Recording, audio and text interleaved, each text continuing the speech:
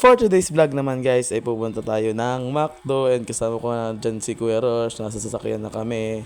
Ayan guys, napakabilis na nga ang aming biyahe dahil kami ay nagkikrave sa McDo. At nandito na nga kami guys. Tiyanin! Napakapangit naman ng batang yan. Pero guys, I just wanna share with you that sobrang nakaka-bless yung Sunday na ito. Sobrang nakaka-bless yung mga nangyayari. Yung mga binibigay ni Lord ng mga blessings, mga opportunity. And yun, patuloy pa rin ako nagpapasalamat sa Panginoon sapagkat yun, maganda yung nagiging process ng daily living ko dito sa daily living. Charot. What I mean is nagiging maayos yung pamumuhay ko dito sa Calapan. Hindi lang ako, syempre yung family ko din. And yun, super thankful ako sa Panginoon kasi may talent din ako na kumanta, yung makapag-lead ng praise and worship sa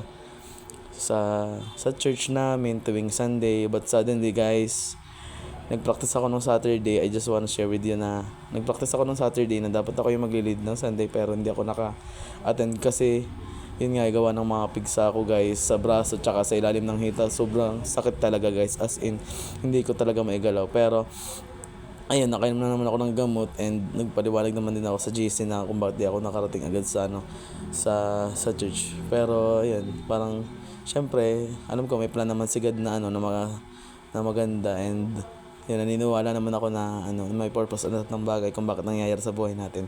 And guys, huwag niyo kakalimutan laging manalangin at kausapin ng Panginoon kasi kung dito sa lupa wala talaga walang nakikinig sa inyo, wala kayong napapagsabihan ng problema, but God makikinig siya sa inyo lagi, araw-araw. Lagi kayo papakinggan ng Panginoon sa mga problema niyo guys. And yun guys, this is na rin, parang ito na rin yung way para may share ko sa inyo na kung gaano kabuti ng Panginoon sa buhay ko simula nung tinanggap ko siya, simula nung nakilala ko siya, simula nung nag-commit ako sa Kanya, at simula nung nagkaroon ng ministry sa Kanya.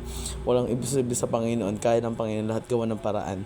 May mahirap man yan, mabigat man yan, kaya yan isolve ng Panginoon. Kaya guys, naniniwala pa rin ako na balang araw kapag nakakilala kayo sa Panginoon, masasabi nyo na napakabuti ng Panginoon sa inyong buhay, na napakaswerte nyo dahil nakilala nyo ang Panginoon sapagkat siya ay buhay, siya ay totoo. Yun lang guys, and sana na-appreciate nyo yung video na to guys. Yan, napakatako ng person na bata na yan. And lagi lang tayo manalangin sa Panginoon ano man ang mangyari. And lahat ng mga magagandang bagay na nangyari sa buhay natin ay isipin natin na dahil ito sa Panginoon lahat. Bye bye. At ayan guys, natapos na nga ang aking pagkain. Ayan, simot pati hanggang buto. Kita nyo naman guys, buto na lang natira. Ayan na nga po ang sinasabi.